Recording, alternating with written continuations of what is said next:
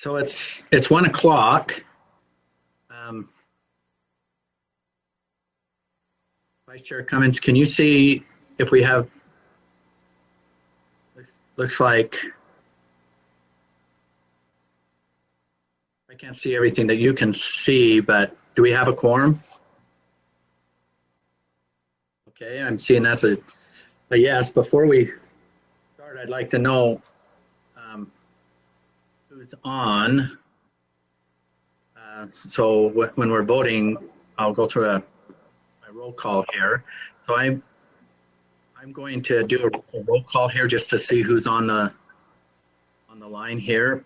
Board Member Belknap. Yes. Board Member Bolter. Yes. Board Member Cannon. Here. Vice Chair Brittany Cummins. Yep. Sorry. Board Member Davis. Yes. Board Member Earl. Yes. Board Member Gravitt. Yes. Board Member Hanson. Yes. Board Member Haynes. Yes. Mark Huntsman is here. Board Member Lear. Yes. Board Member Marsh. Yes. Board Member Nielsen was calling in. Are you on?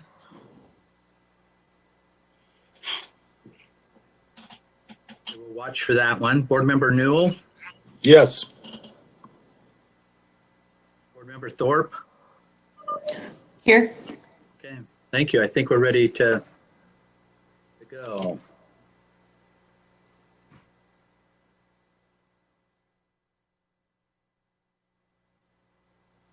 Thank you all for being able to make this State Board of Education meeting. It's out of sequence from our normal meetings, but we said we'll try to meet every couple weeks to take care of board business and make sure we do our part to help with all the good things that are happening out in public education, and that we can take care of business. So I appreciate you adjusting your schedule for this meeting. I want to welcome USBE staff and thank them for the support that they've been in preparing for this board meeting. Also want to welcome the public that's viewing on YouTube.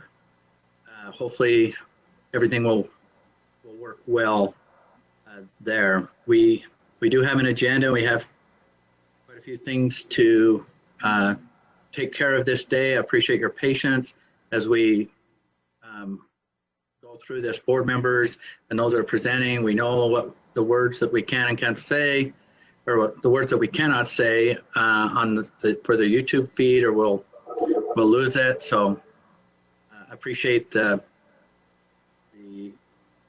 communications right before this to remind of this. Sarah Young is our presenter, and thank you for taking that position there and making sure that the right stuff gets up on our screens here. So with that, we will get started. And then as you raise your hand, Chair Brittany, on this system, Vice Chair Brittany Cummins will watch for that. I'll try to watch for it, but she'll make sure she gets my attention. And then if you're not on, just make sure we just silence yourself, even though I think it can happen there with Brittany. So we'll get started. Our first course of action is under number 2, the Capstone Academy appeal. And we've asked our AAG, Brian Quisenberry, to just give us a quick update of why that's on the agenda. I'll turn the time over to you, Brian. All right, you bet. Thank you, Chair Huntsman and board. Good afternoon from sunny South Utah County. The capstone matter, you might recall, started with the State Charter School Board had made a decision to cancel Capstone's charter. And then, according to rule, the appeal came up here to the board. At our last board meeting, the appeal came to a panel of board members with a hearing officer, which took evidence for about a day and looked at exhibits and came up with a report recommending approval or affirmation of the State Charter School Board's decision. That recommendation came to this board at our last meeting, and due to a question regarding a factual issue, this board decided to send it back to the panel, where the panel then met, considered the evidence that was before the panel and the audio that was recorded of the panel's earlier hearing. And the panel then issued an addendum to its report. I believe the board has both the original panel report and also the addendum. The addendum reviews the factual question and still affirms the State Charter School Board's decision to cancel the Capstone Charter. So the issue now before you is you'll receive that recommendation, and then you need to deliberate on whether you're going to affirm kind of the recommendation as well as the State Charter School Board's decision, or whether you would reject the recommendation and the State Charter School Board's decision and then send it back to the State Charter School Board. So that hopefully frames the issue for the board. And then one last little item, I just want to caution board members on considering any kind of evidence or information that's outside of the panel's report or the panel's addendum, or just outside of the evidence and testimony that was considered by the panel.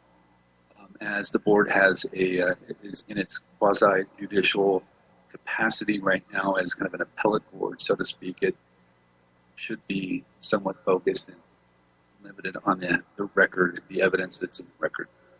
That being said, Chair Huntsman, I'll turn it back over to you. Okay. Thank you, Brian. And just as reminders, the board that's within your packets and that there is a panel, review panel. There's 8 panel findings and 3 panel conclusions. And then also again is the addendum. And so thank you for that brief. But what's before us today is still what's recommended from the review panel, and the motion, I'm seeking a motion, this will be a motion before the board, but I'm seeking a motion that the board accept the recommendations of the hearing panel and uphold the State Charter School Board's decision to terminate the charter of Capstone Classical Academy effective at the end of the 2019 and 2020 school year. I'm seeking a motion. Chairman? Yes. Yes. Mr. Marsh? Board Member Marsh. Yes, I would make a motion to accept the recommendation of the hearing, hold the State Charter Board Classical Academy effective at the end of 2019-20 school year. Is there a second? This is Board Member Newell. I second. Okay, Board Member Newell is second. Discussion to that motion.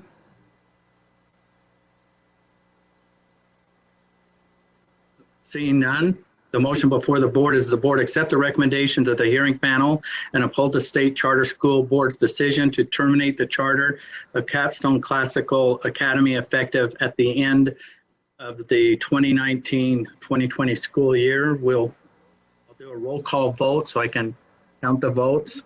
We'll start with Board Member Belknap. Aye. Board Member Bolter. Aye. Board Member Cannon. Aye. Vice Chair Brittany Cummins.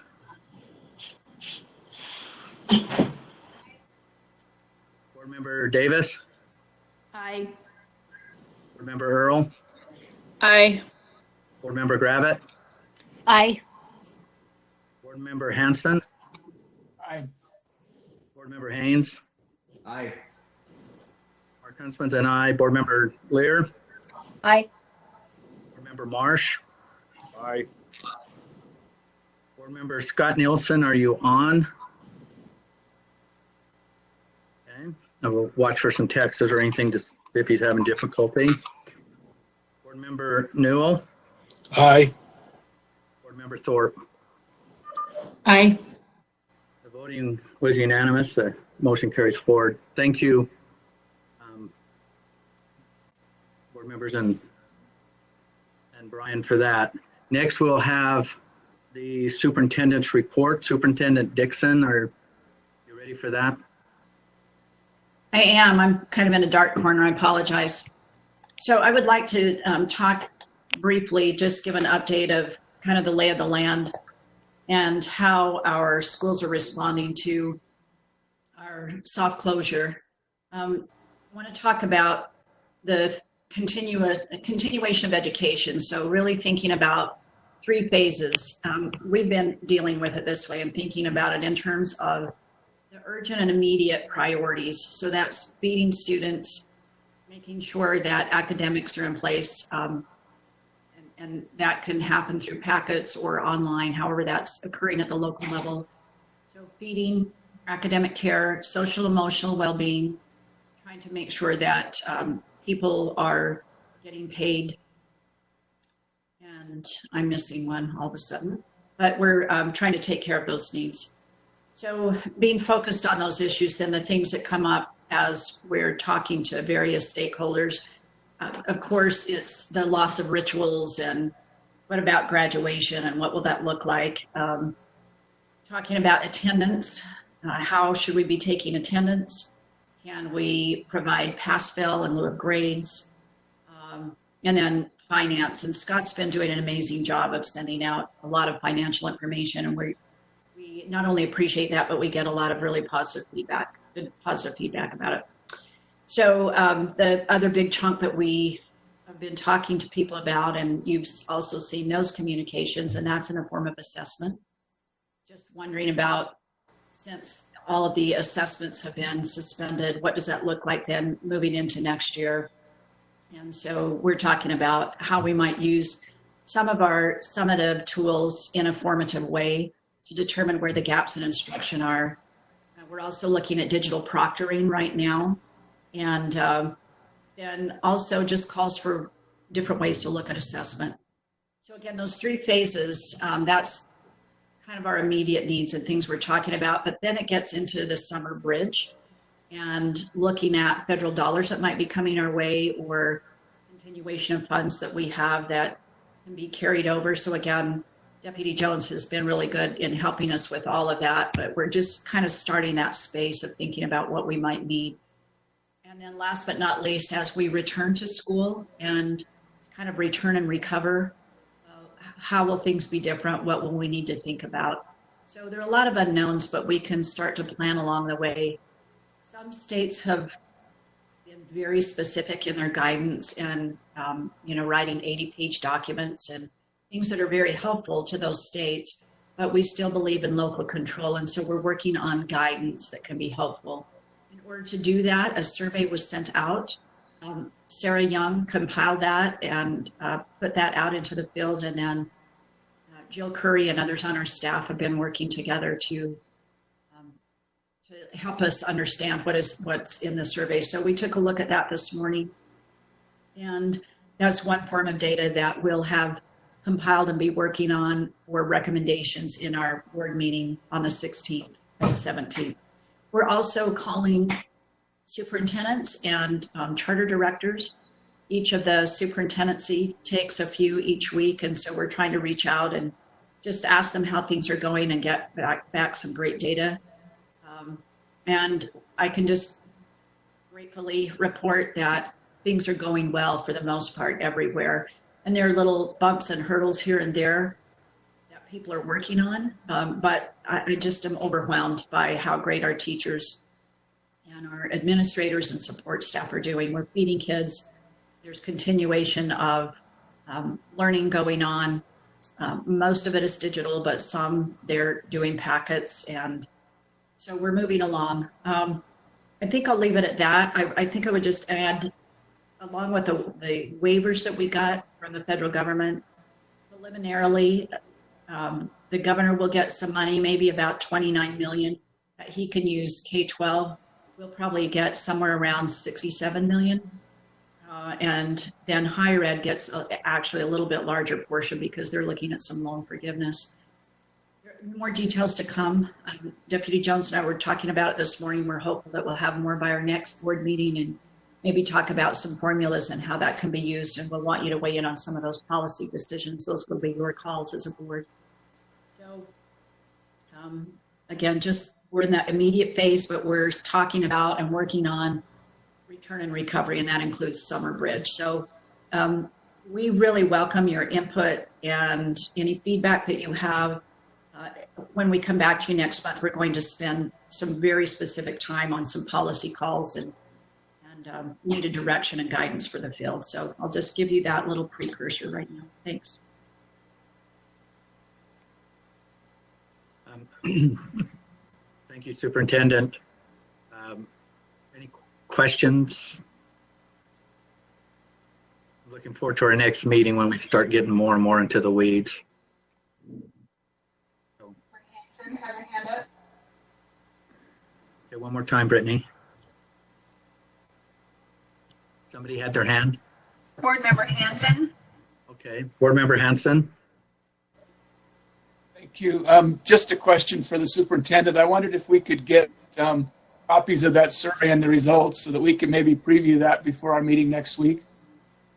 Yes, we were hoping to give you that full report at our next board meeting. We just got the preliminary results, and we think we'll still have a few more come in. So we'll get it to you before the board meeting so that you're not given it cold. Probably by end of next week, I think. Thank you. Am I good to move on, Brittany? Board Member Earl. Board Member Earl. Yes, I'm just wondering if you want our feedback or we have additional questions on that funding, you would like us to direct that to Scott Jones, or who would you like that directed to?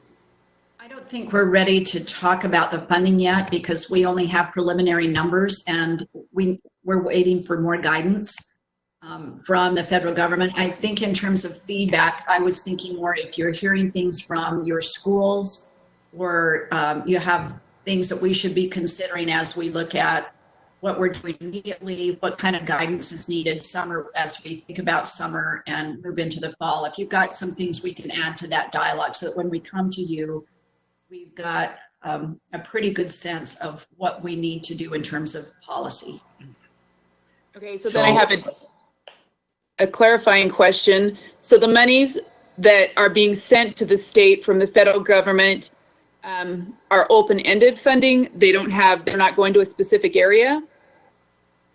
Well, they're meant to help us with the current situation. So it would be most likely I had the opportunity to talk to Secretary DeVos last week and ask her about some of these issues.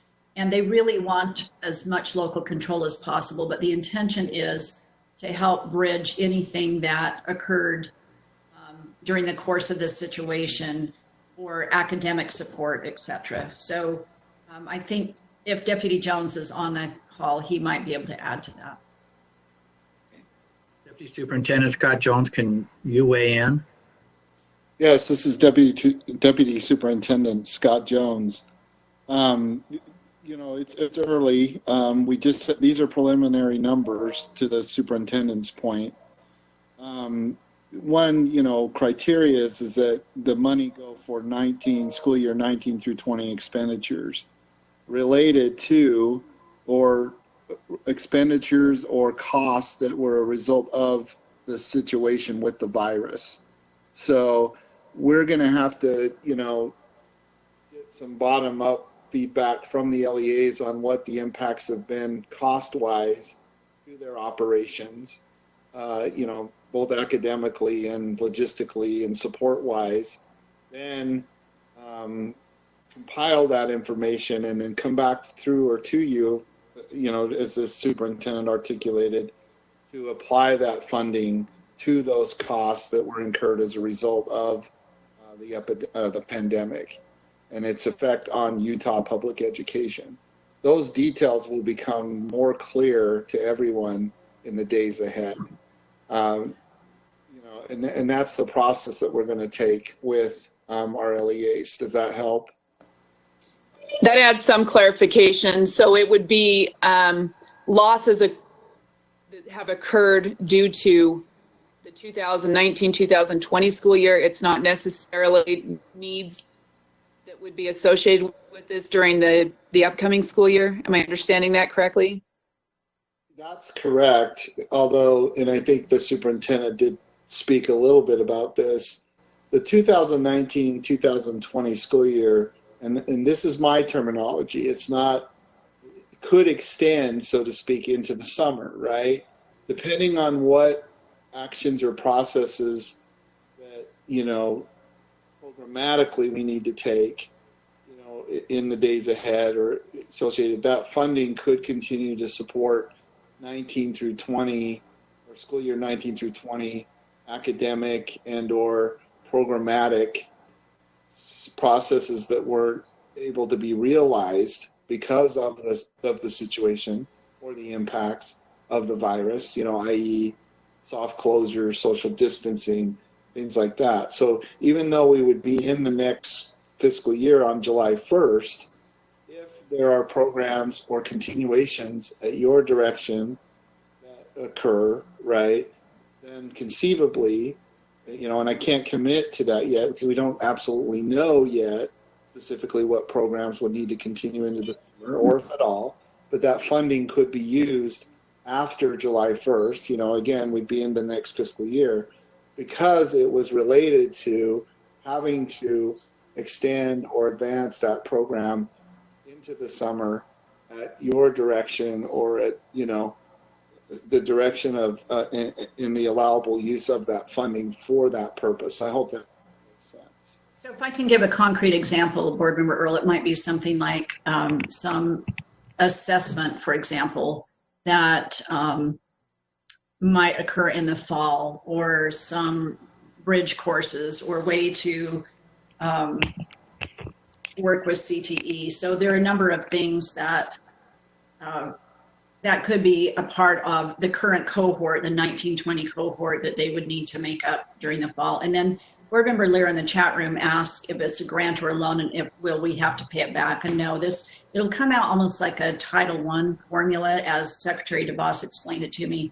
Right now they're looking at just a block grant to go out to states, and I think they're going to give us some parameters but not be super specific.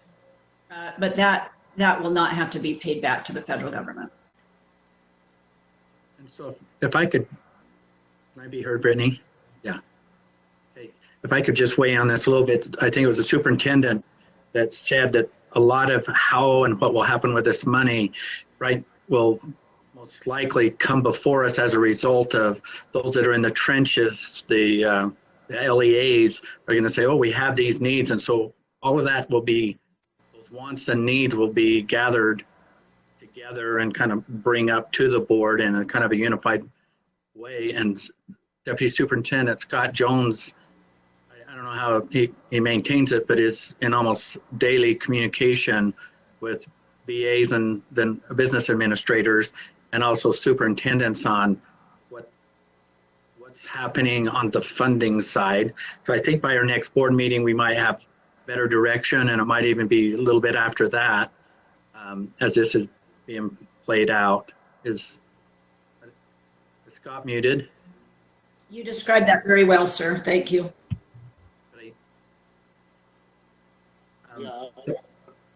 So it's in motion, but it's not absolute, and it's about priorities too that will be pushed up and collected, because we are about local control, and we want to hear from that, but we'll be weighing in after they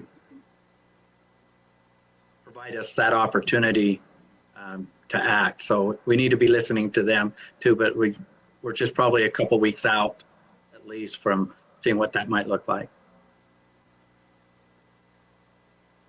Any other, Brittany, is there any other, are we ready to move to our next item? No further comments. Okay. Next is on our agenda under 4. We'll turn the time over to Deputy Superintendent Angie Stallings, and this is the part where we're one of the main reasons that we're coming for this meeting here is to address waivers from board rule, and then also the next step is statutory changes, but we're on the board rule piece, so we'll turn the time over to Deputy Superintendent Angie Stallings. Good morning, or actually good afternoon, board members. Angie Stallings, Deputy Superintendent of Policy. The first item, as Chair Huntsman just stated, is we're going to talk about motions to waive board rules. You can see on here there's approximately 5 or 6 rules to be amended.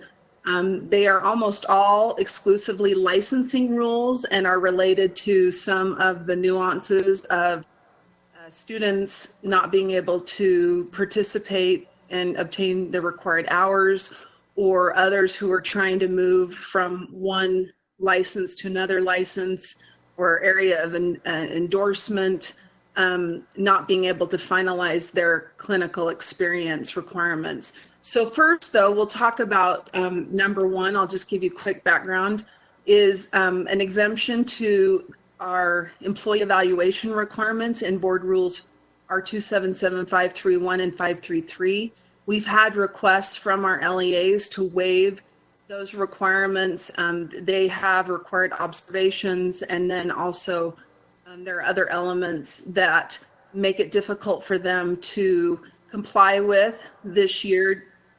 And then numbers 2 through 6 are all waiving requirements in those various rules related to hour requirements, called clock hour requirements, or in some cases specific experiences, and in one case it's about a grade requirement of a C or higher. Some of our higher ed institutions are moving some of their courses from an ABCD type grading system to pass-fail. So this would allow the higher ed institutions to maintain their pass-fail grading system and it not impact those who are seeking the different endorsements or trying to get their license, their educator license. And then the last one at the bottom, you'll see number 7, talks about extending the deadline for educators to renew their license.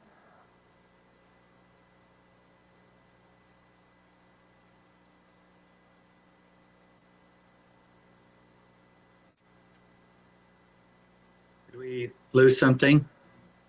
Brittany? I think we lost Angie. Can you not hear? Can you hear me now? Yes. Yes. I apologize. So I was on number 7. Is that where I was when you stopped being able to hear me? So in the board, yeah, when you get down to 7 in my packet, it listed 1, 2, 3, 4, 5, 6, and then went to 8. But I believe. So, and Sarah, could you move to the actual draft language of the motion now? If you look on Civic Clerk on this item, you'll see a draft motion there. And there are currently, on the version that I access through Civic Clerk, there are 7. Yeah. And so mine on my, that I printed off Civic Clerk, on my printing, it went 1, 2, 3, 4, 5, 6, and then jumped to a number 8. So there is 7 included. So that would just, so people, if they're, well, let's see what this shows right here. Does it go to, scroll down? Yeah. Okay. Well, mine I just printed an hour or so ago, showed it as an 8. So I just didn't want somebody to be thinking something was off. So thank you.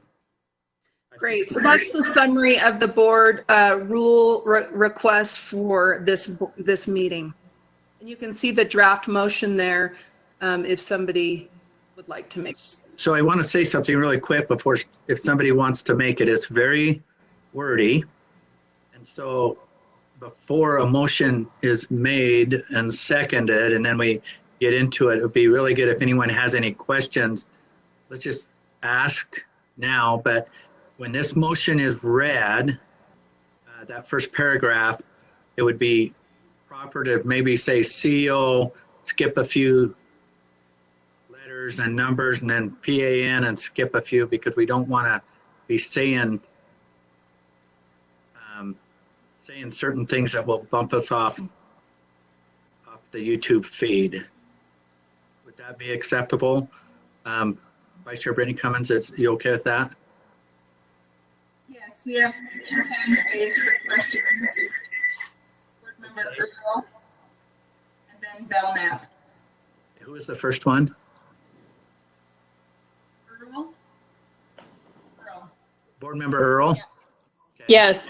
My question is specifically with number 3, the teacher candidates waiving receiving a C or better.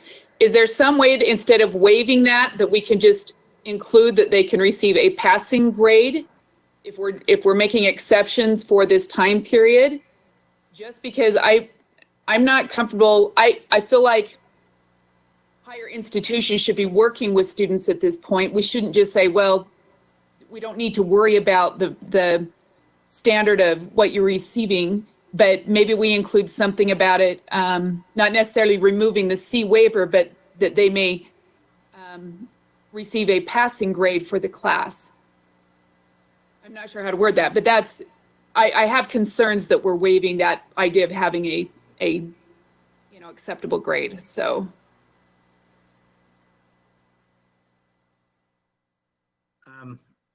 Angie, we're not hearing you. Sorry, I was just going to start typing something here.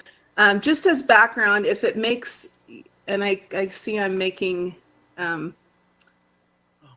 it makes you feel any better or differently, I just wanted to mention that I don't believe in our current, the rules that will be replacing this, that we actually require or say anything about grades that are provided.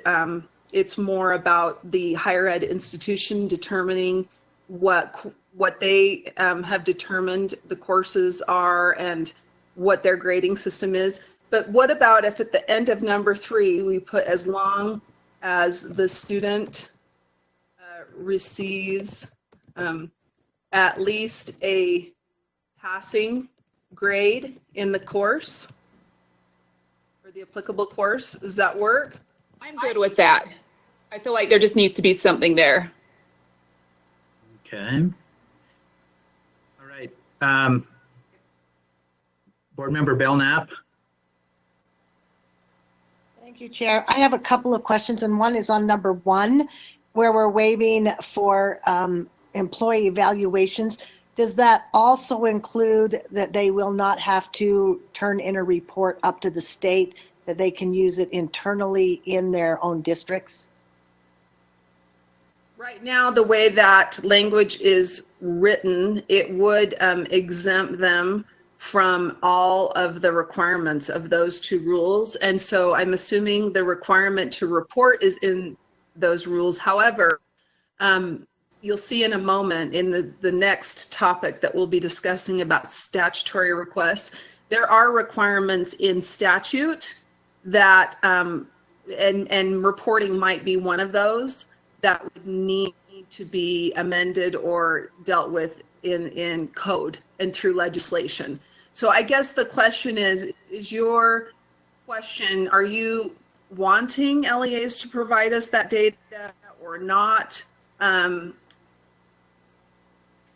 honestly, it's probably one of the least important things for them to give us a report on their teacher evaluation, but when they already have those evals and they can use them internally for that. So. Okay, did you have another question, Board Member Belknap? I did, but it's not for now. Sorry. Okay. Board Member Hanson. Okay, Board Member Hanson. Thank you. So first question with regard to number 3, I agree with what Board Member Earl raised that we should open it up to just be a passing grade. But I'd like to limit that, and I believe in the background information that we received, it was limited to spring of 2020. I don't think we should be giving a license for D grades that date back to last year or something to be acceptable. This should just be for grades that are affected by the current crisis. Okay. Is there any other? Brittany? One more. Oh, yeah. Okay, sorry. And I don't know, Chair, if there's a way to word this just generally, but I believe these waivers should be limited to the current situation and things that are affected by the things that have been going on recently, and not blanket waivers if there's a way to word things in that way.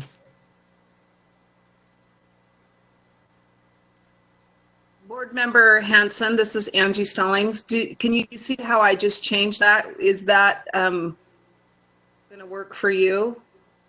I don't know if you can see.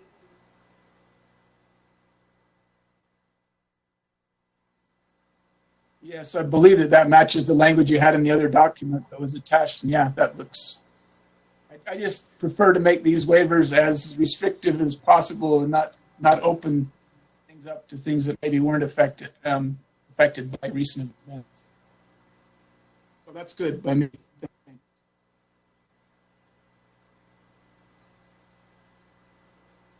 Board Member Lear is next. Okay, Board Member Lear. Okay, I wanted to make sure these waivers seem to be a blend of board rule, mostly board rule, but I don't know how many statutes are affected. I didn't check that. Are we in ongoing communication with the legislature that if some of these are statutory or required by statute, that there'll be an equal sympathy or concern at the legislative level? Deputy Superintendent, yeah, go ahead. Yes. Would you like me to answer that? This is Angie again. Yes, so the next item on the agenda, I believe, is a report on our request for statutory changes and the work we're doing with the legislature. And so right now, this motion only deals with board rules, but there will be a separate motion coming up related to our work with the legislature. And I can report, and I know Superintendent Dixon could also report separately if she'd like, that we are, and same with Deputy Superintendent Scott Jones, we are in communication with legislators and their staff members about the needs of the system and what some of those waivers or amendments will be. And they seem to be very open and ready and willing to work on legislation during the upcoming session. So let me just give some more background real quick as we're diving into this. As we inventory certain concerns that we have in our board rules, staff is inventorying those, working through them, and presenting them to the board. And that's why we're having these meetings every other week. And if it's an emergency or if there's something we need to do in a rule that to help best take care of our LEAs, will be more often than that. We're also, you'll see continually on our agendas, besides waivers from board rule, you'll also see requests for statutory changes. So we're inventorying those also, but we can't change that, but we know what we can ask the legislature to do. And the Senate President and Speaker of the House and staff have been, they're very much aware of our situation, are very open to a lot of communication, and pretty much what we have going on in public education will be on their agenda in the next, as we're bringing this next legislative session forward. So this isn't our last shot at it, and we're going to continue to work at it, because there's a lot of rules and a lot of things we're trying to turn over while we're trying to, or review, while we're also at the same time trying to support public education in the state during this. So And we can certainly come back and amend certain things too as we're moving forward. But just for background, this isn't our last opportunity. Other questions? Board Member Mike. Board Member Haynes. Great. Thank you, Chair. This may not be a concern, but I wanted to ask anyway, and this is related to question number 5 or item number 5, where I know that many of our schools are utilizing third-party agencies to provide these services, and I don't know if there are any requirements for those third-party agencies, and if this would relate to them at all. Can you clarify that? So that's a great question, Board Member Haynes. And I guess the question I would have is, are you concerned about the institutions or the groups that are training our psychologists, school social workers, and counselors, et cetera, and whether or not they are ensuring that students meet those minimum clock hour requirements, or are you instead wondering about requirements related to funding we send to LEAs to support school social workers, psychologists, et cetera? Originally, the second part of that, but now that you bring that up, I think both could be a concern. Can you address both those? Sure. So this specific motion right now are all about licensing requirements or requirements for educators or other individuals who are seeking a license from the State Board of Education, meaning, so it would be somebody, say you have a teacher who now wants to become a school psychologist or a school social worker. Our rule that's in place now, 506, has specific minimum clock hour requirements. So it might be that they have to spend 400 hours, spending time with another school social worker as they're working with students. So this specifically is just about those who are seeking a license or trying to meet that. The question you have, though, is, although it's not handled here, I know that we as staff, we can actually take your question, and then by next board meeting, if there's something that is, if there's a problem related to one of our programs, like you're thinking of last year's 2019 HB 373, that's the program that provided funding for our LEAs to hire school social workers. I will work with staff to see if there is an issue there, and then we could bring that back at our next meeting. Great, thank you, Angie. Vice Chair Brandy Cummins, do we have any other questions? Board Member Earl. Board Member Earl. Yeah, my question has to do, and I think it falls under number 7, those that aren't able to get fingerprinting right now, but that would fall under that category, right, for their renewal. Okay, I just wanted to make sure. So, Can I speak to the student teacher part on 7? You bet. I know that Jennifer Thronson has been meeting with the deans. I've heard from the School of Social Work. Board Member Cindy Davis may want to weigh in as well, but it sounds like everybody is able to be close to finishing their hours for student teaching. With those I've spoken with, it's been just maybe a week short of their total hours. So it's not like they're just starting into it or completing a bit of it. For those that this would apply to, they're just a few hours short. That seems to be the case with social workers, student teachers, etc. Board Member Davis would like to speak. Okay, Board Member Davis. Board Member Davis. Just to add in what was said before, I think that I can speak at least for Utah Valley University where I work. We were mostly finished with our student teachers. They were a week shy of finishing in the classrooms but most of their goals and reports and things had been worked on and accomplished and documented. The field time that was required to be cut short on our end were for our juniors and first semester seniors that went out into classrooms after our student teachers finished to get additional field experiences. But I think that those can be made up next year or in other ways, and they should still get a complete experience of student teaching in the fall, at least for our university. And I'm guessing many universities are in the same situation.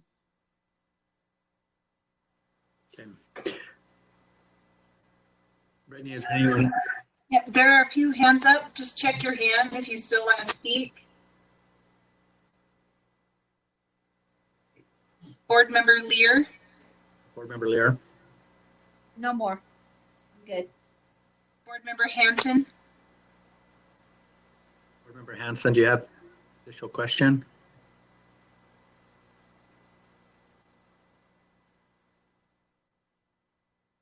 If you can hear us, Board Member. No more hands. Okay, no more hands. Deputy Superintendent Angie Stallings, is this, you've made some edits here. If we can scroll to the top. Yes. This is a little bit out of, a motion and a second and a bunch of discussion. We've kind of got our discussion ahead of time. So without exception, what I would seek is a motion, and this is a very long, wordy motion. So board members, please pay attention to it. I don't believe if we get this motion read and I accept the motion as read, and we get a second, then I'll call for a roll call vote. Board Member Belknap. Board Member Belknap. Yes, I'd like to make a motion in light of the national and state declarations of state emergency due to the COVID-19, and in addition to the waivers approved by the board on March 19th, 2020, it is moved that the State Board of Education, would you like me to read all of it, Chair? Yes, it's very important that it is read. Thank you. Number one, grants to local education agencies a statewide waiver of the employee evaluation requirements of R 277-531 and 533, including the requirement for an educator or administrator to have a certain number of observations or a summative rating for the 2019-20 school year. Number two, grants teachers candidates a waiver of the minimum clock hour requirements for university students currently enrolled in a board-approved educator preparation license program in section R 277-504-3. Number three, grants teacher candidates a waiver for receiving a C or better in all education-related courses and major required content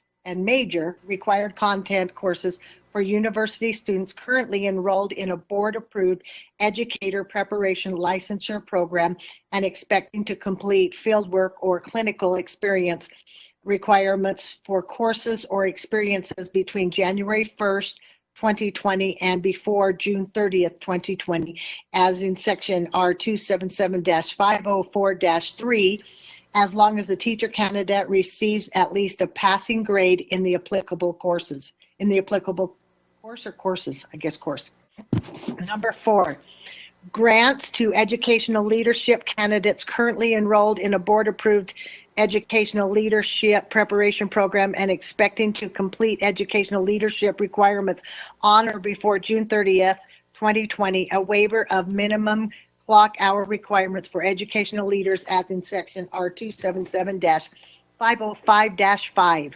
Number five, grants to school psychologists, school social workers, school counselors, audiologists, speech language pathologists, and speech language technicians candidates a waiver of the minimum clock hour requirements in R 277-506 for candidates completing applicable requirements between January 1st, 2020 and June 30th, 2020.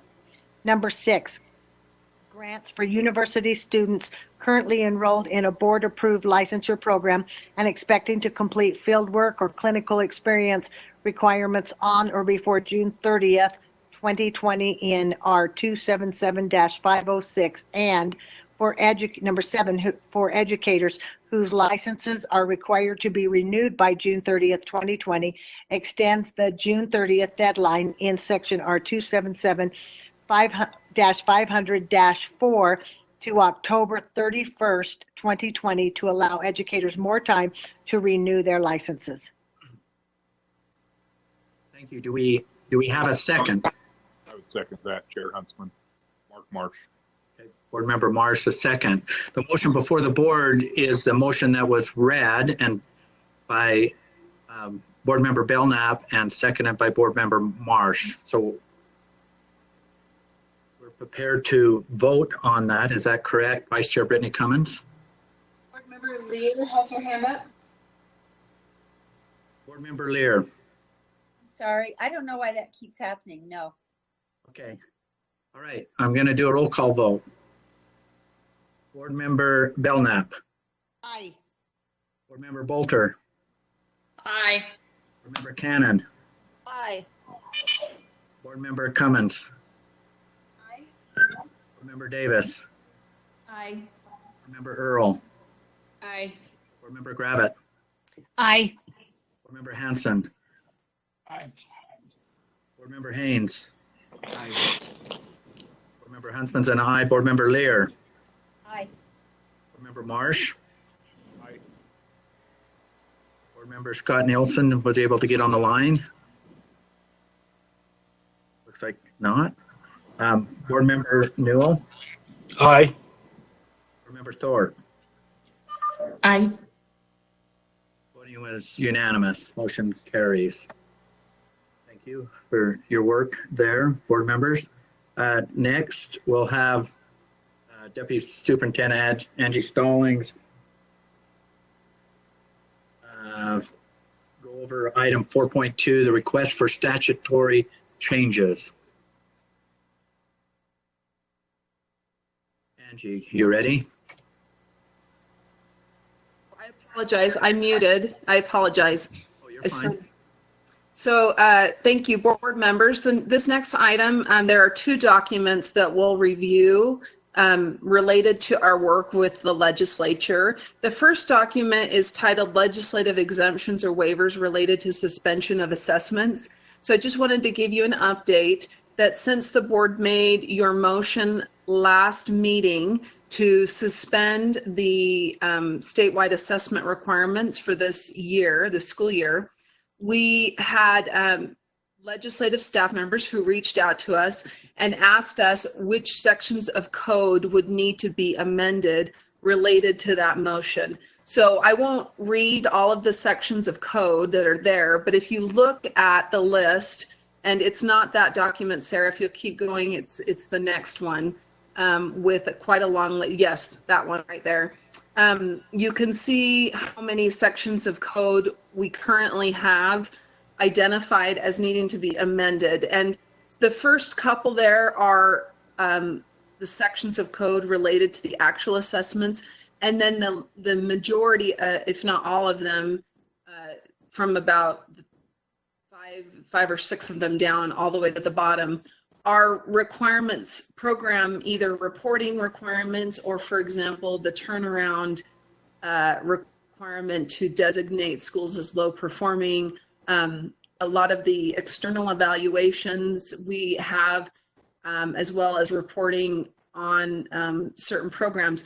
We've listed there all of the programs and evaluations that rely on or require us to measure student achievement based on those assessments in order to do the reports, evaluations, or the designation of schools for certain programs. And so this is just an update, an informational item to let you know that the legislature is likely going to be looking at amending many of these sections of code, or maybe a blanket waiver in one section of code related to reporting or evaluations. And so you can watch for that for the special session. So the second, and are there any questions on that before I move to the actual action item? Questions regarding this part of this inventory? Board Member Lear. Board Member Lear. I do have a question this time. Do we have any certainty if this is all of them? Are we going to keep looking? What's the sense of that? If all of them are what? I apologize, I didn't hear the last part of your question. Oh, I just said, is this all of them, or will we keep looking and just do them over time? I'm just kind of asking generally. I don't have a problem with that. I'm just wondering if we've tried to get every single section now, or if we're still going to be trying to find those. Well, at this point, I know that legislative staff, our staff, we will continue to make sure that we've caught all of the reporting requirements, but that might be why the legislature might consider simply a blanket statement in code about reporting requirements related to student achievement, or that's reliant on the statewide assessment data. And so this is kind of, we wanted to give them a list of what we knew were sections of code, but they may choose, like I said, to do something much simpler and kind of a blanket waiver for this school year for reports that rely on those statewide assessments. I would really appreciate, if I can follow up, I would appreciate that kind of a blanket waiver, so we don't get tripped up by something we overlooked or accidental and it doesn't disadvantage someone. And I can provide that feedback. To Board Member Lear's question, we're still, until that's there, doing our very best to put on this list an inventory any of those proposed waivers that have anything to do with assessment, along with everything else that that we identify in our waiver process that we've got to have them. And so I imagine this list has potential to grow, but it isn't absolute. It's just where we're at today. Would that be a correct way to have that, Angie? Yes, Chair. So it's work in motion, and thank you for keeping a really tight ship on inventory on this list, because these lists are going to continue to grow. There's no question. So we can please continue to the, Vice Chair Brittany Cummins, is there any other questions on this list? Board Member Hanson. Board Member Hanson. Thank you. I just wanted to speak in favor of advocating for a blanket kind of waiver on these. I think that as we open up, if we go in and open up each of these sections of code and try to tweak them, there may be a tendency, I certainly have a tendency, to go in and try and clean up other things that may be there that need to be cleaned up. And I think that would probably be unmanageable. So if we can talk them into a blanket, I think that's a lot better way for us to go right now. Agreed. Okay. Any other questions before we move on, Vice Chair Brittany Cummins? No other hands. Okay. Angie, please continue. Yes, great. Thank you. So this next item, we are hoping for an action or a motion. And this is the, Sarah, the motion that says motion request for statutory change related to.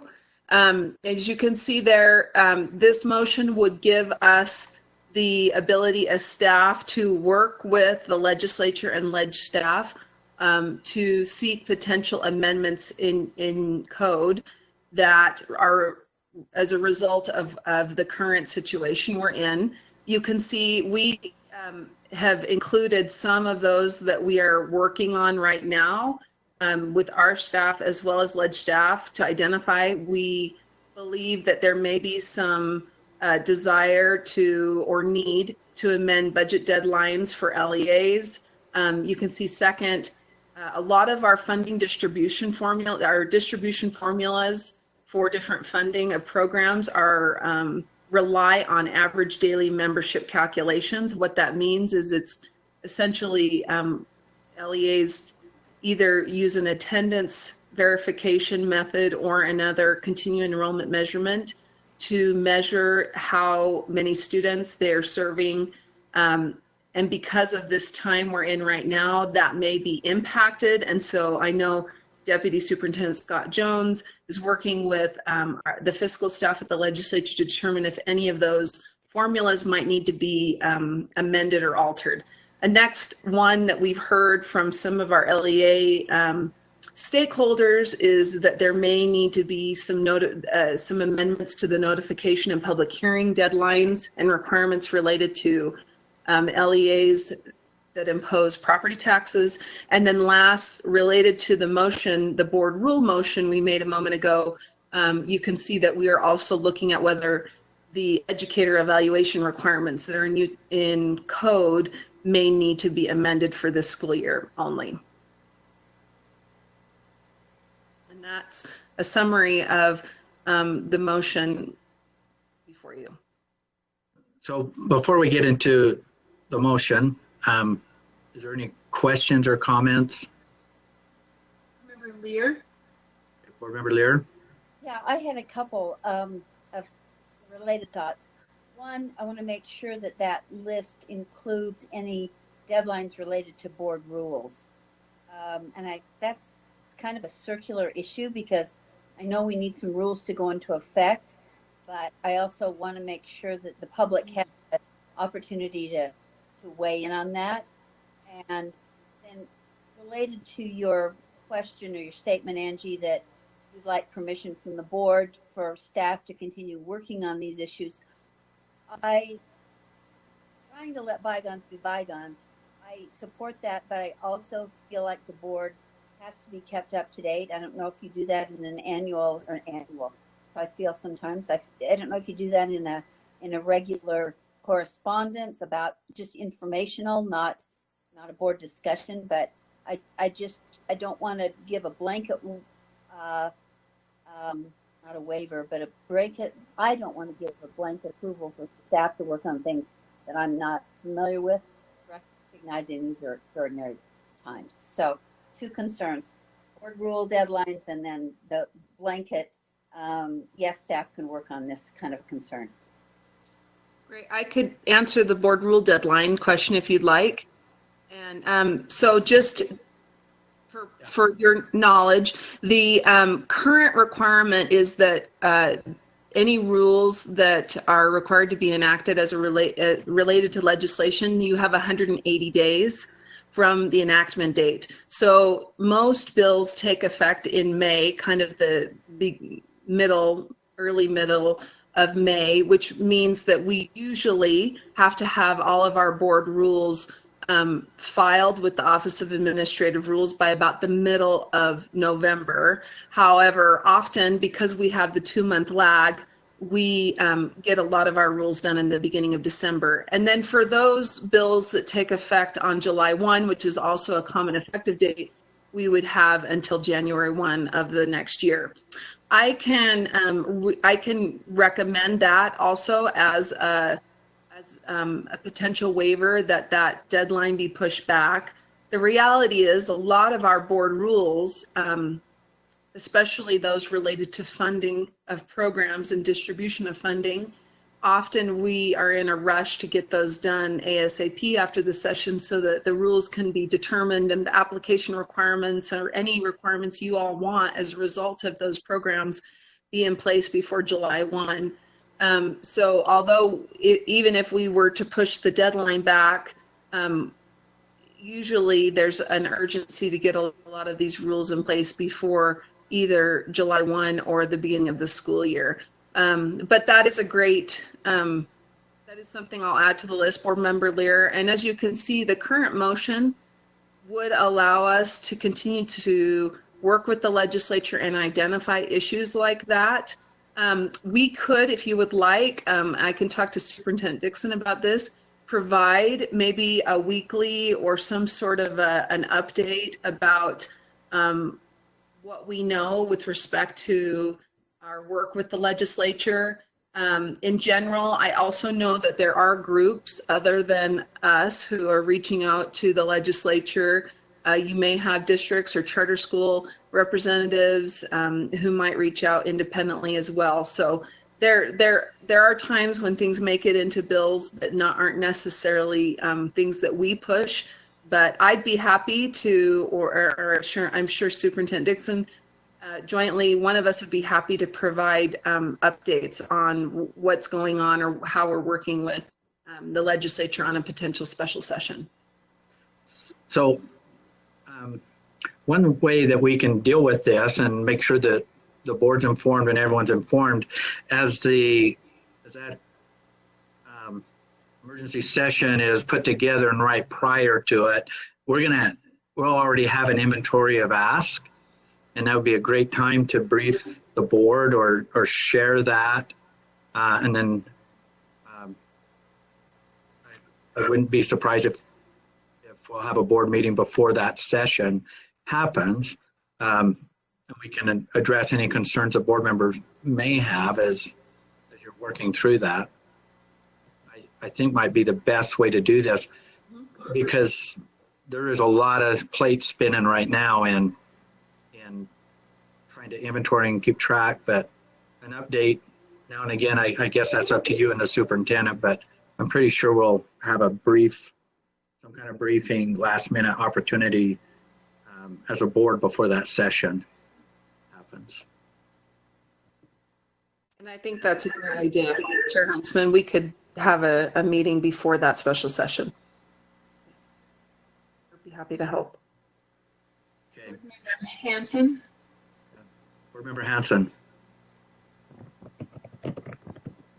I'm sorry. Hand was still up from before. Okay. Board Member Earl. Board Member Earl. Yes, I'm wondering if you could give me some more information about number 3, the notification, public hearing deadlines, those kind of things. What exactly are we seeking there? I need more specifics on that one. Sure. And Deputy Superintendent Scott Jones might be able to fill in on this a little more also, as I think he's the one who received the feedback and the requests. But just in general, I know that and the dates I'm going to get are hopefully somewhat accurate. If an LEA wants to impose or increase a property tax, they have to set a budget by a date, and it's either June 22nd or July 22nd. And then they have to notify the public that they're going to increase that property tax. And usually those property tax hearings, public hearings, occur in early August. And so my guess is that people are simply wondering how long the requirement for there to be less than 10 or no more than 10 people together, and especially now where we're being asked to stay at home, where that might be difficult for them to have a public hearing for members of the public to comment on any increase in property taxes.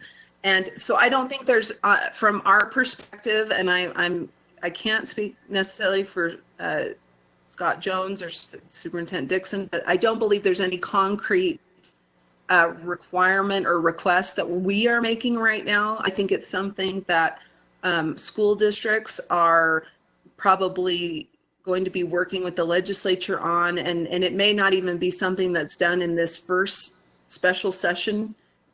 I think if things go longer, you could possibly see a second special session where something like this would be handled. And it probably wouldn't be unique to just school districts. It would probably be something that cities, counties, other political subdivisions would be seeking at the same time. And of course, your county assessors and treasurers would be involved in that, as well as the tax commission. We just wanted you to be aware of something that we've heard from LEA stakeholders that they're considering or worried about, depending on the length of time that the situation we're in right now continues. But there's nothing proactively from the state board staff that we will be asking for.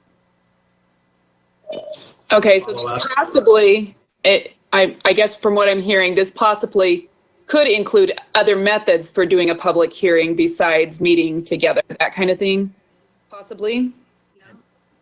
Or I guess it's just up in the air. So it's not doing the property tax increase without public hearing. It's maybe the method for that or the deadlines associated with it, correct? Probably it would probably be deadlines related to the notifications or for the public hearing. I can't imagine the legislature completely suspending any requirement for some sort of notification or public hearing. before those taxes are increased.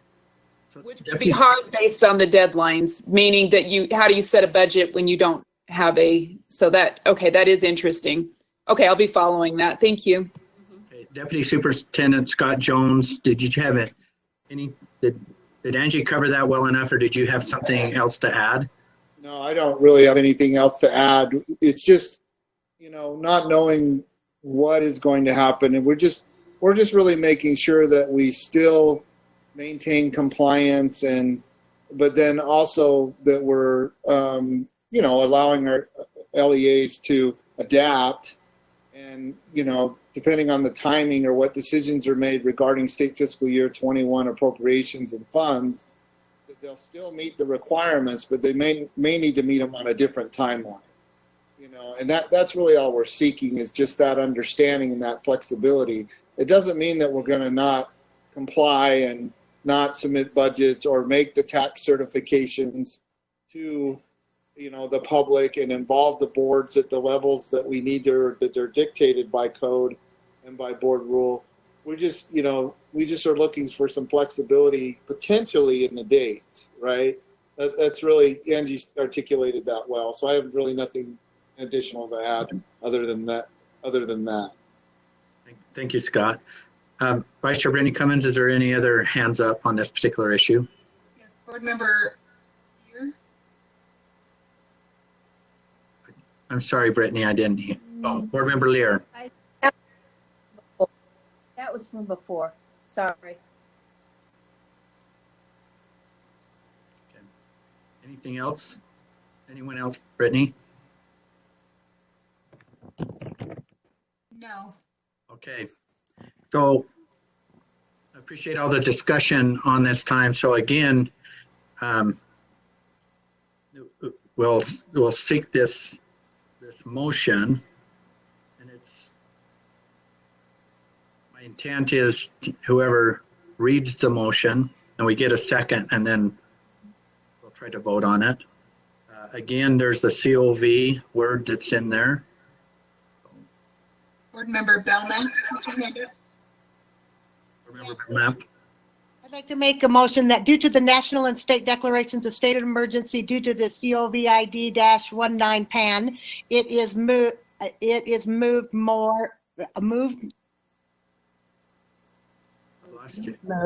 that staff work with the legislature on potential amendments to the Utah Code to be addressed in a special session, including provisions related to the following. Number 1, LEA budget deadlines in sections 53G-7-302 and 53G-7-303. 2, funding distribution formula changes related to average daily membership or ADM calculations. Number 3, notification and public hearing deadlines and requirements related to an LEA imposing property taxes. And number 4, educator evaluation requirements. I'll second. Who was that second? Was that? Board Member Thorpe. Okay. So we have a motion that was read by Board Member Belknap and a second from Board Member Thorpe. Vice Chair Brittany Cummins, are you seeing any hands up? Board Member Belknap and Board Member Lear, are you trying to comment on this? Okay. Yes, Carol. Board Member Lear, yes. I just want to make sure, Angie, you see that motion including any rulemaking deadlines, including opportunities for the public to comment on rules before they're made public. And I know we've talked about it several times, but I want to make sure that rule includes that. Would you say it does, Angie? So the current motion, the way it would include that. I did send some language to Sarah that we could add a number 5 there if you would like us to do that before it passes. I want to. Hang on one sec, real quick. Oh, so we went through this. We went 1 through 4. So do we have a proposed amendment? Is that what we're wanting to do? here, and it's coming up after the motion is read, correct? So now we're doing an amendment. Is there an amendment?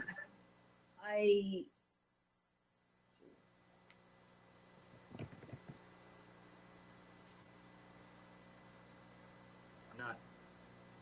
Vice Chair Brittany Cummins is Board Member Lear's mic. You have her turned on there. The mic. Her mic is on. Okay. I would amend that I don't know how to phrase it exactly, but I just want to make sure that this list of areas where the board is working with the legislature includes the rule writing process and specifically includes the public's ability to weigh in on that. Okay, so Board Member Lear, would your amendment to the motion be to add number 5, deadlines for the board to file administrative rules as described in section 63G-3-301-14? That sounds great. Yes. Okay, so that would be your amendment. Second. We have a second. Is there any discussion on the amendment? Is there any Vice Chair Brittany Cummins? Board Member Lear, your hand is up. Did you want to speak to the motion? I'm sorry. I'm easy to add it, but hard to take it down. No, that's great. There isn't any, not seeing any, Brittany? No other hands that I can see. Okay, so the proposed amendment to the motion is to add a number 5, deadlines for the board to file administrative rules and described in section 63G-3-301-14. We're going to vote on the proposed amendment. This will be a roll call vote. We'll start with Board Member Belknap. Aye. Board Member Bolter. Aye. Board Member Cannon. Aye. Board Member Vice Chair Brittany Cummins. Aye. Board Member Davis. Aye. Member Earl. Aye. Board Member Gravitt. Aye. Board Member Hanson. Aye. Board Member Haynes. Aye. Board Member Huntsman, aye. Board Member Lear. Aye. Board Member Marsh. Aye. Board Member Nielsen, able to join us? No. Board Member Newell. Aye. Board Member Thorpe. Aye. Okay. The motion passes on the amendment. So the motion before the board is that the board approve the motion that would read, the amended motion that would read, and I'll read it one more time. Then we'll vote on it. The amended motion is due to the national and state declaration of state of emergency due to the COVID-19, and it is PAN in a few letters. It is moved that the staff work with the legislature on potential amendments to Utah Code to be addressed in a special session, including provisions related to the following. Number 1, LEA budget deadlines in section 53G-7-302 and 53G-7-303. Number 2, funding distribution formula changes related to the average daily membership ADM calculations. Number 3, notification and public hearing deadlines and required related to an LEA imposing property taxes. Number 4, educator evaluation requirements. And number 5, deadlines for the board to file administrative rules as described in section 53G-3-301-14 as amended. So we're going to vote. Are we ready to vote? Vice Chair Brittany Cummins. Member Lear, is your hand just still up from before? Oh, Oh, there it went. Sorry. Okay, we're going to vote. Board Member Belknap. Aye. Board Member Bolter. Aye. Board Member Cannon. Aye. Vice Chair Cummins. Aye. Board Member Davis. Aye. Board Member Earl. Aye. Board Member Gravitt. Aye. Board Member Hanson. Aye. Board Member Haynes. Aye. Mark Huntsman's and I. Board Member Lear. Aye. Board Member Marsh. Aye. Scott, you on? Board Member Newell. Aye. Board Aye.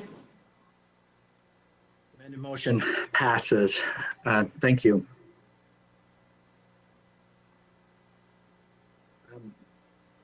We're moving right along. Next is number 5. Civics test requirements. Deputy Superintendent Patty Norman, are you ready to come on line to?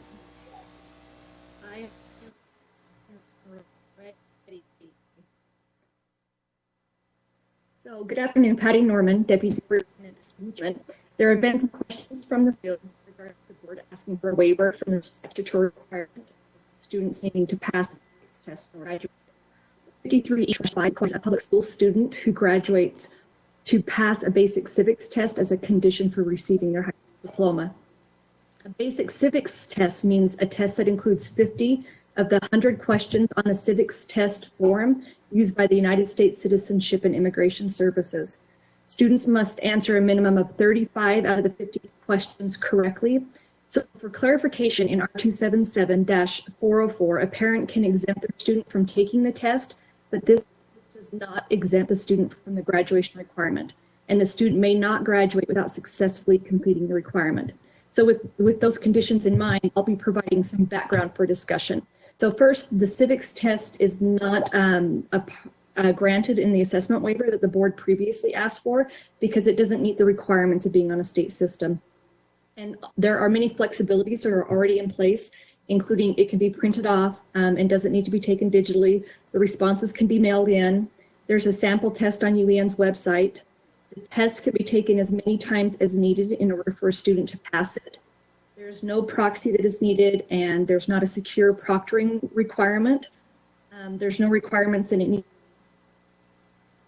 Students have had the opportunity to take this test since they were in 8th grade. So We're breaking up quite a bit.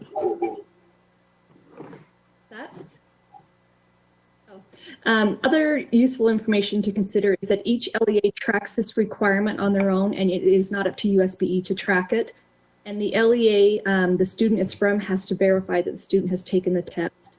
And since 2016, there has not been a single student who has not graduated due to the requirement. Now, with this background in mind, the board may still need to discuss providing a personalized opportunity for an LEA at this point in time to alter this requirement in case a senior student has not been given access to this test. So this concludes my background report on the civics test agenda item. Are there any questions? Okay, questions from board members on the background? Board Member Lear. Sorry, no, I don't know why that keeps happening. No. Thank you. Board Member Thorpe. Board Member Thorpe. Yeah, I have a question. I'm just wondering if there is, can you talk to me more about the reasons why we wouldn't necessarily want to waive this for students? I'm hearing from constituents that are concerned about this and would like a waiver. So I'm just curious about why we would not want to do that. There's been a lot of talk, especially in our last legislative session, about the importance of our students taking a civics exam and what that means to be civically engaged or civically minded. And so right now there isn't something that's in place to have that. moving forward with our portrait of a graduate and different things, there'll be different ways to perhaps show different competency measures. But so far, this is what is in place for a measure for civics engagement or to pass some sort of a civics exam. Board Member Thorpe, did you have a follow-up?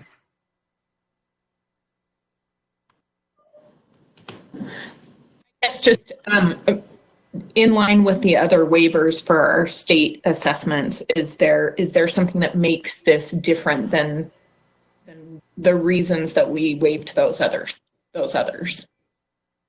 I mean, I understand what you're saying, so I get that this is something that came up during the legislative session. I know there were several bills around it, so we want to honor that. But I'm just curious, when we were talking about the legislative session, we weren't in this interesting time. So is there something specifically that makes this test one that shouldn't be waived as opposed to the others that we have gone ahead and waived the requirements for? I would say that this one is the only graduation requirement that is mentioned in statute specifically about taking a test. It did not fall under the definition of the statewide assessment test that we asked to be waived did fall under. So this one was kind of an anomaly as it stands on its own.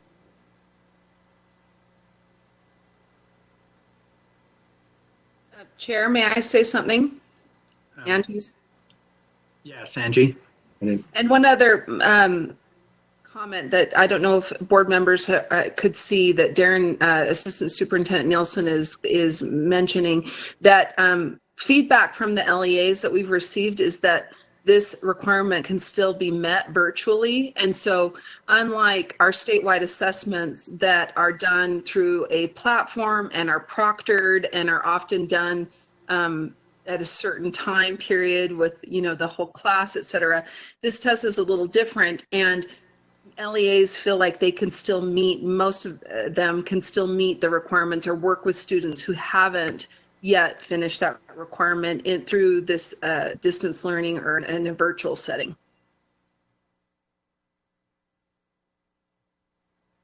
Vice Chair Brittany Cummins, is there any other questions or comments before? Board Member Belknap? Board Member Belknap.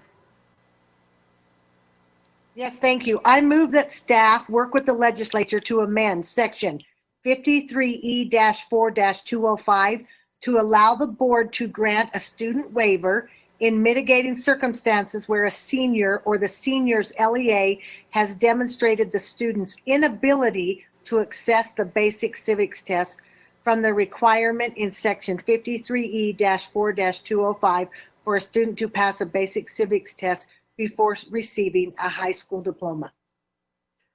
Okay, we have a motion. Do we have a second?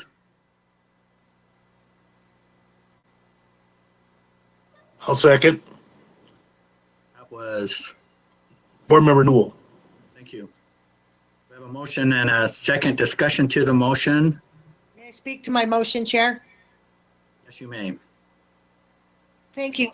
I really thought a lot about this, and that really, if there's so many ways for students to take this test. However, we're going to have some one-offs of kids who can't get into the building, who don't have access to internet, who don't have that ability to do this. And I think we need to provide this for those who are those one-offs and not necessarily the majority of students. So thank you. Any other discussion to the motion? Vice Chair Cummings. Yeah. Board Member Earl? Earl? I just want to make sure I understand this has to do with accessibility, the inability to access, not necessarily any other items, because it seems as if the pandemic really, has not affected, are we okay? Sorry. That has not really affected the ability to do this. And it seems like the door's wide open on the ability to complete the state requirement. So it's the accessibility that would LEA would be able to waive. That is correct. Any other question? Board Member Hanson? Board Member Hanson? Thank you. I'm going to speak against the motion. I think that our waivers should really be restricted to things that become impossible because of the current situation. I think this one's very possible, and I would hope that school counselors and others who are monitoring graduation requirements can help all our students have some sort of access to a civics test. So that would be my comment, and I'll be voting no.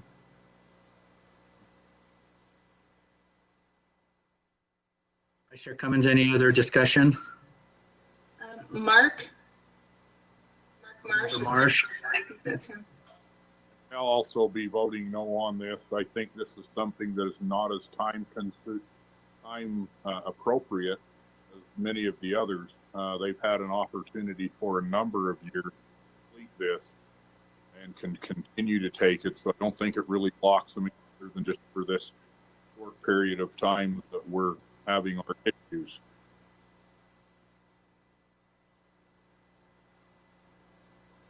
Vice Chair Cummins, any other discussion? Board Member Davis. Board Member Davis?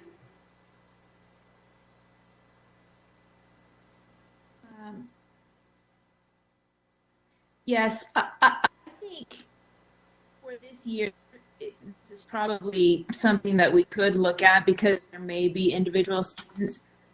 I do worry a little bit because we've already communicated about the civics test specifically to LEAs. So I don't want to undermine what we've already communicated to people, but we may have an instance where this is a difficulty just for this year. So I'd like to amend the motion. I'd like to amend the motion to be specific to this current school year.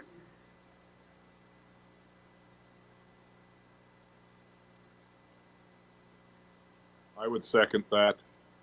Okay, we have a, so that would be the graduating class of 2020, specific to the graduating class of 2020. So who has control there? Are we going to put that in or list it?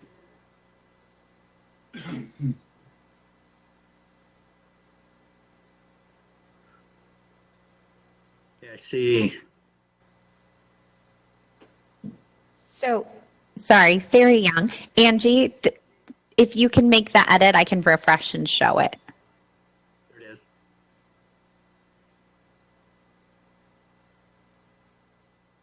Okay.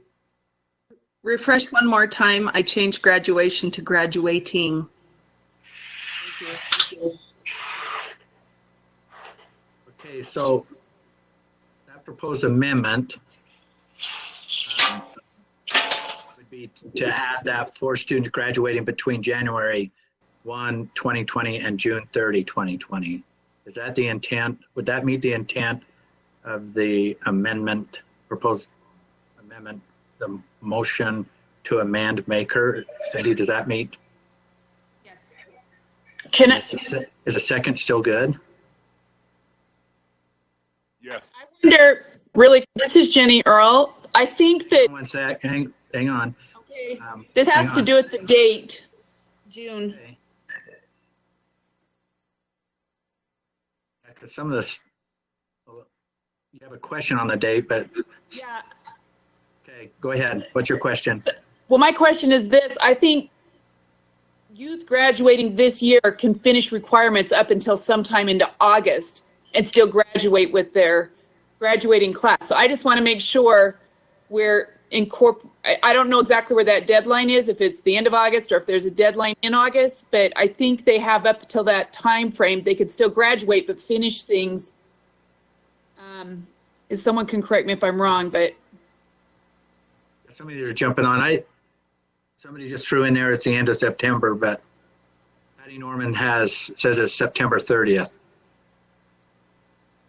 I just think we want to make sure we're using dates we use. Anyways, that's my comment. Which is Sarah, please refresh again.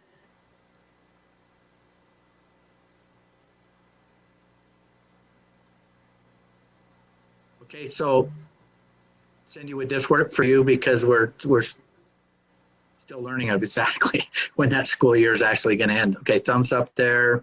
Mark, are you good for the second? Yes. So without objection, well, let's just vote on the amendment. We can do it. Just. Okay. Can I make a request? What's that? I just need to request that there's a lot of hands up, and I can't tell if people are wanting to speak to this motion. Can everyone just check their hands? And Okay, people, okay, do we have hands up? Vice Chair Brittany Cummins on the amendment. so Mark and Carol Lear, are you wanting to speak to this amendment? Will you shake your heads if you want to speak to the amendment? Sorry. Okay, Yes. Mark puts 10. Okay, Board Member Lear says yes. Okay. Yes, I'd like Board to. Member Lear, speaking to the amendment. Board Member Lear. Yes, I just want to make sure, because my constituents are in a situation where I'm speaking. My constituents are in a situation, many of them, who don't have access to computers, don't have access to sophisticated equipment that would allow them to necessarily take this test if it hasn't been offered to them in the past. So I want to make sure there's a way for that to be waived, and it would never. I was relieved to hear Patty say that it's never kept a student from graduating since 2016. But I especially want to make sure there's a waiver opportunity for any student who needs it, and it doesn't stand in the way of a high school diploma. And my second point is it's usually an LEA determined decision how long the LEA will let the student make changes or finish up credits before giving credit, because the LEA gives the diploma. Okay. You were speaking for the full motion and not the amendment, I take it. Any other discussion to the proposed amendment? Board Member Earl? Yeah, I just wanted to make sure I understood. I believe this is not just a technology way. You just don't have to have a computer to take this. I think you can take this paper and pencil from what was indicated. I don't think it limits anyone in our state, Carol, so I don't think it would limit anyone in your area as well. Am I accurate in saying that? That's correct. It can be paper and pencil. Okay. Shoot. Vice Chair, I got to reel this in. We're speaking to the amendment for students graduating between January 1st, 2020 and September 30th, 2020. That's what's on the table is the amendment. The way my tracker, is that how you have it, Vice Chair Cummins? We're on the amendment. Yes. So discussion to the amendment. Jenny's point, can I make a point? Is it what you want to make a point? You want to have debate on the motion or on the amendment? Board Member Lear. Never mind, I'm fine with the amendment. I want to say to Jenny's point, that. Okay, go ahead. Oh, I know students can take this on paper, and I'm talking, I want to make sure you understand that, or we all understand that though they can take this on paper, there are also students who their homes don't have the communication capacity that other homes do. So it's not just taking the test, but it's knowing they have to take the test when their parents speak a different language, when they've recently moved to the school district, that they're in a more mobile situation, in a more extreme situation, especially with the current concerns, than many students are. So I want to make it as leave the door as wide open and not prohibit any student from graduating just because of this test. And if we think this amendment does that, great.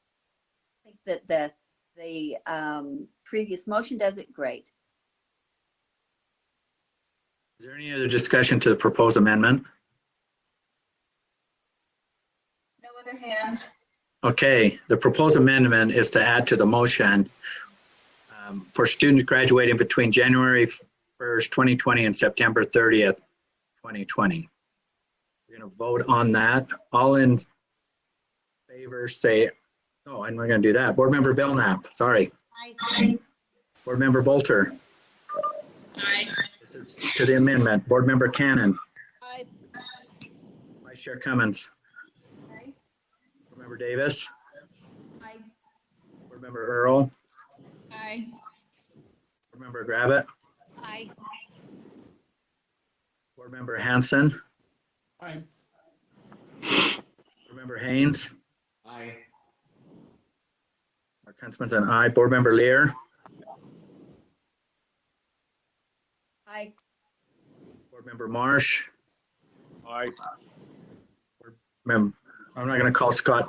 Board Member Nelson until we hear him on here, so I'll skip that. Board Member Newell. Aye. Board Member Thorpe. Aye. Okay. Motion passes unanimously on the amendment. So what's before the board is the amended motion that says I move that the staff work with the legislature to amend section 53E-4-205 to allow the board to grant a student a waiver in mitigating circumstances where the senior's LEA has demonstrated the student's inability to access the basic civic test from the requirement in section 53E-4-205 for a student to pass a basic civics test before receiving a high school diploma for students graduating between January 1, 2020 and September 30th, 2020. I'm ready to vote. Call for the vote. Is there any hands up? Vice Chair Cummins of discussion? On the amendment? No? Hanson?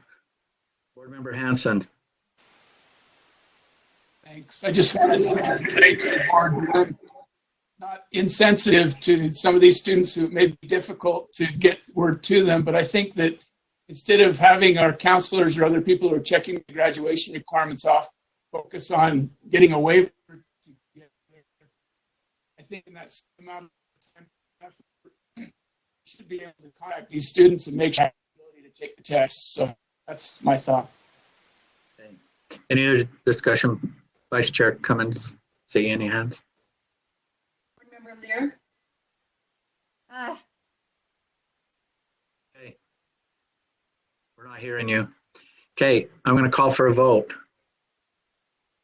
Are you ready, Vice Chair Cummins, for that? I think so. Board Member Lear, are you trying to speak? It's still up. Board Member. I'm sorry. I'm trying. I'm off. I'm done. Just click your hand button one more time. Vice Chair Cummins, is there anyone else? No other hands. Okay, let's vote on the amended motion. All in favor, or not all in favor, I'll start with Board Member Belknap. Man, I've got a habit there. It's Aye. too long. Board Member Belknap. Aye. Board Member Bolter. No. Board Member Cannon. Aye. Vice Chair Cummins. Aye. Board Member Davis. Aye. Board Member Earl.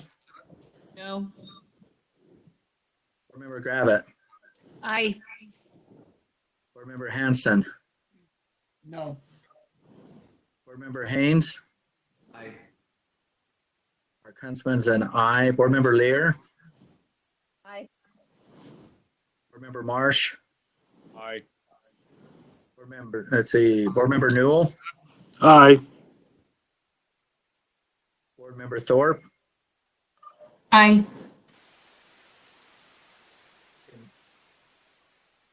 Motion carries.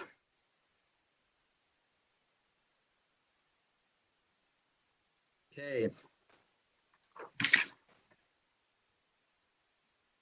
Thank you, board members. There's a couple more items on our agenda, and also to the public and staff that's weighing in on this.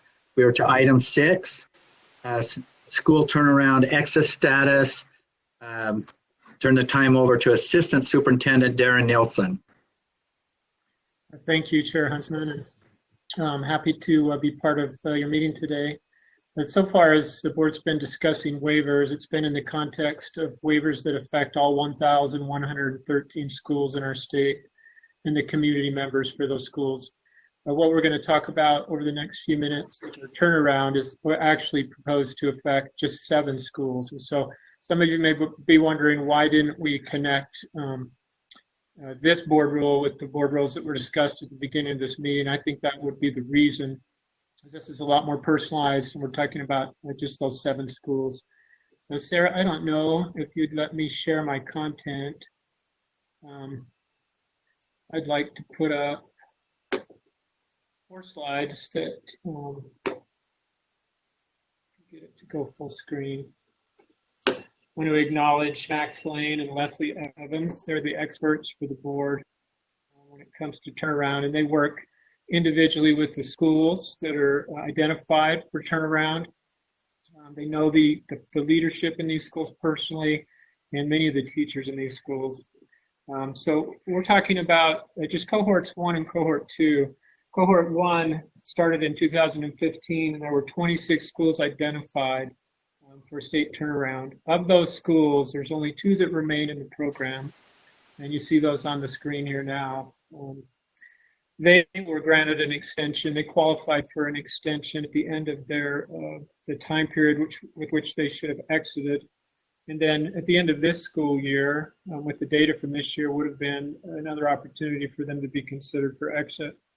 Obviously, with the waiver for administering state assessments and the challenges that brings into play, it puts us in a position, for these 2 schools, in a position where they would, without discussion by the board, there would be, we would just treat this year as a hold constant, which is required under our federal waiver for our CSI schools and TSI schools, that schools would be held constant and continue to receive services. The reason we're before the board today is discussion about whether the board would like to grant flexibility to these 2 schools, and then the 5 schools I'm going to talk about in just a minute. It's important to note that these schools with cohort 1, the criteria to get them out was they needed to improve 1 letter grade. The other consideration is that the accountability system that was in play when they qualified for turnaround is no longer the one that we use. We've modified the accountability system to include more variables and also to make it more growth oriented. And so the numbers you see on the screen would have, if we applied the 2018-19 data, so last year's data, to these 2 schools. Please note that we're also saying we would apply the 2018-19 accountability rules, which were different than the rules that applied when they got into the program. You would see that San Juan, Whitehorse School down in San Juan County, actually was well above the bottom 3% on 1 year's worth of criteria using last year's data and using the accountability system that was not the same accountability system that got them into the program. So we have those 2 schools that may very well be interested, and I can speak for one of those specifically who's reached out to us and requested consideration on why they might believe they should be considered for exit. Then we get into our cohort 2 schools, and we have these 5 schools that were qualified in cohort 2. And they're in a position that had we proceeded with our assessment as scheduled at the end of this year and into the fall of next year, they would have been considered for exit. So questions again come from them as to whether there's flexibility that could be awarded by the board to them for consideration of exit. In the circle there, you'll see that the rule that in the motion that we talk about requires them to be above the bottom 3% for 2 consecutive years. The data that we're showing you again is just if we were looking at the 18-19 data only, instead of having a 2 consecutive years of qualifying or being out. But that's the information of how they would have scored based on last year's data only. Which brings us to another wordy potential motion, but something for the board to consider, and that is that the exit criteria for R277920, we're requesting the board consider and discuss the possibility of waiving that for these 2 cohorts and putting into place another option for them to be able to demonstrate that they've made substantial improvement that there's a high likelihood they'd be able to maintain.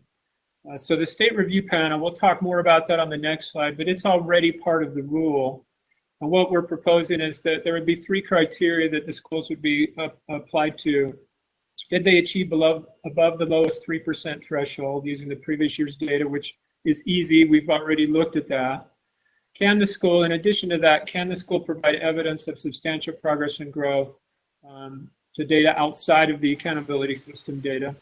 That might be local assessments they administer, or it could be other data that they collect. And number 3, does the school have qualitative or quantitative data from the implementation of its turnaround plan, working with their vendor to identify their greatest areas of focus, and then the monitoring that those vendors do with them? Is there evidence to show that they've made progress in those areas that they'd identified in their plans? Then at the end of that process, those recommendations would come back to the board, likely sometime in August or September, for the board to make a determination of whether they would exit either the extension that the first 2 schools had or exit from cohort 2 status. The review panel then, which is again included in our 277920 already, and we're not requesting that the board consider waiving that portion of this. It says 3 members who've demonstrated experience, and in the rule it actually states at least 3 members, so the superintendent could select more than that. This is the criteria of the members of that committee that would be put in place should the board want to move forward with this recommendation. That concludes my presentation, and I'll turn it back over, including my screen, to you, Chair Huntsman. Okay, thank you. Questions, and I really appreciate your work on this, and we're still in the education business throughout all of this. Questions, any questions for Assistant Superintendent Nielsen from board members? Vice Chair Cummins, is there questions? Board Member Davis. So I heard Board Member Davis. Is that what I heard? Okay. Board Member Davis. I was just going to make the motion, and I'd like to speak to it if you're ready for that. We certainly can go to that space. So yeah, I'll accept the motion. Okay.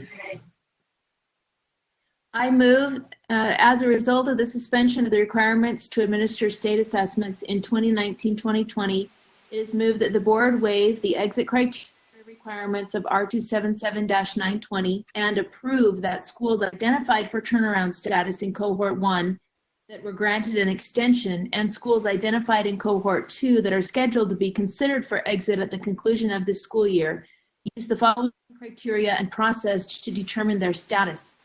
The state review panel would review each school's data and make a recommendation to the board. The guiding questions in this review will be: 1, did the school achieve above the lowest 3% threshold using the 2018-2019 school accountability data measures? 2, can the school provide evidence of substantial progress and growth in addition to the data in the accountability system?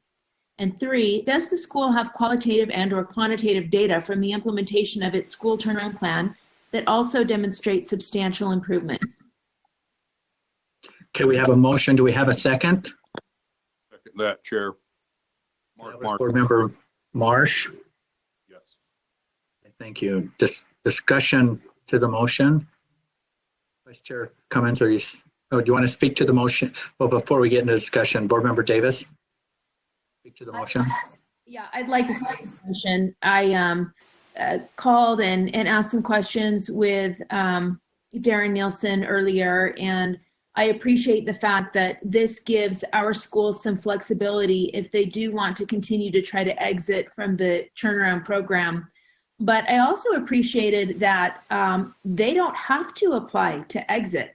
If they, we've done a lot of talking about potentially needing or benefiting from additional supports for an extra year to get far past a threshold that's been defined. And if they feel that they need that extra support, they don't have to take this option of flexibility. So I think it's a nice balance. Okay, thank you. Vice Chair Cummins, is there any? Board Member Cannon, I think, has a question. Board Member Cannon? Thank you. I do have a question for Darren. On the documentation that you first gave us on the first slides, you have a 2018-2019 ranking of, I think for Redwood Elementary, it's 97%, which sounds really good. And then the next column says they're still in the bottom 3%. So tell me how to interpret that data you've given us, if you would, please. Yeah, that's a great point. If you look to the right column, what you've called out, that Redwood's they're still in the bottom 3%. So for that school, under that criteria, using that data, they would still be in state turnaround classification. So the motion, we're looking for schools that are above the bottom 3% to be able to meet that first criteria. Did the school achieve above the lowest 3% threshold in the 18-19 accountability year? Is one of the three-prong areas that would need to be considered. Otherwise, they would be in a hold constant state and have an additional year to be able to move themselves up and out of that criteria. Okay, tell me what the 97% meant, the column where you have the percentages. So I'm interpreting that, and Max or Leslie can jump in because they help create these slides, but it's just the opposite. So maybe the way that it's identified there is they're not in the 97th percentile, they're in the bottom 3 percentile. May I ask a follow-up? Please do. Especially in the case of Redwood, they have already been given an extension, and I believe, Darren, you said with their inability to exit, they will just be given another year-long extension. Is that correct? Well, yeah, if the board doesn't take any action in terms of giving the cohort 1 and cohort 2 schools flexibility, there's no criteria to consider them for at the end of the school year, and so they would fall under what our federal waiver has, which is we would just hold them constant for an additional year until we have data to make determinations. They would continue to receive services. Thank you. Max has his hand raised. We're board members, we're going to be losing, some of our people had other things they had to jump on at 3 o'clock, so we're going to lose part of our body. I think this is our last action item, so we can keep our questions or comments brief. We've got to take some action, or we need to recognize our time here. So who had a question or a comment? Not put his hand in, it's Board Member Lear. Yeah, a quick question for Darren. And this may be a silly one, but are most of these schools anxious to get out of turnaround? Because I don't want to upset a system that may be working, especially at such a volatile time. But are they anxious to get out? So we've heard personally, or I've had personal communications with Paradigm High School leadership, and then in a third-party loop-in, I've been involved in communication with Dixie Montessori Academy, and then Max and Leslie, maybe in the text box, if you type in if you've had additional schools that have requested consideration of flexibility.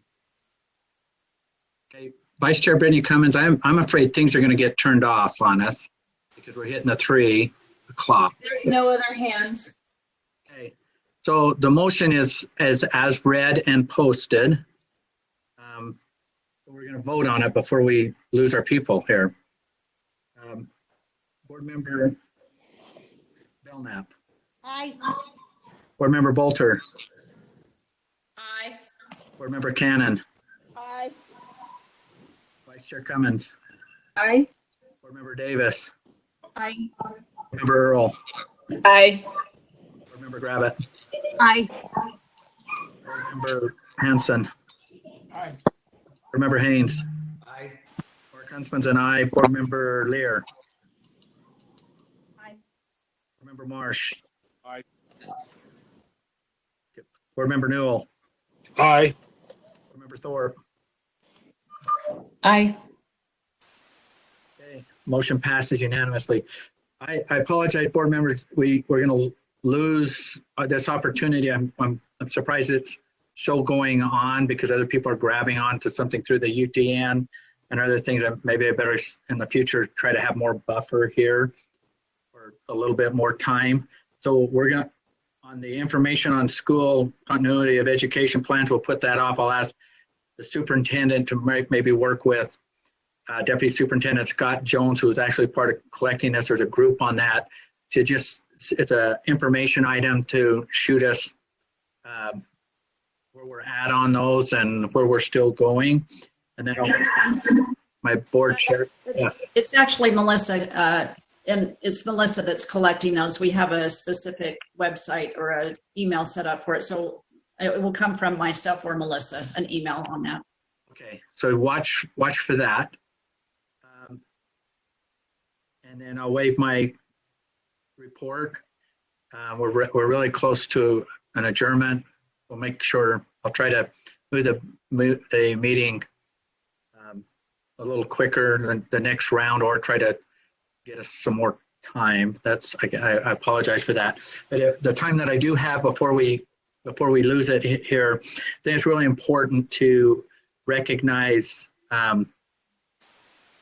public education and what they are doing. It's from the local boards, the directors, the superintendents, the business administrators, the teachers, the classified employees. They are getting it done. As I constantly hear, and these are hero stories. These are heroes in public education that are making things happen. And as I listen and invite feedback from our education community, I'm not getting much of anything negative. All I am getting is how great my spouse is that's working all night and on weekends to make education happen, how great my teachers is, and this teacher and that teacher. And yes, it's hard. It's very difficult, but there are a lot of heroes out there. And so I just want to recognize them and say thank you. And those heroes aren't just limited to their USBE staff are working 24/7. As I'm getting district people and educators tell me that, hey, I got this on Sunday, I got this on Saturday, I am being heard, thank you. And so thank you at USBE staff. Also, so the superintendents that are all part of this and the leadership, and you can just pass that on. And thank you, board members, for your patience, and we will move through this. I welcome any individual comments or some of the requests as we're moving this forward. Our next board meeting's in 2 weeks. If something happens, we have to have an emergency one, we'll squeeze it in. So thank you for your work. Vice Chair Brittany Cummins, do you have anything to add before we lose our line? No, thank you. Okay, thank you. This meeting is adjourned. Thank you.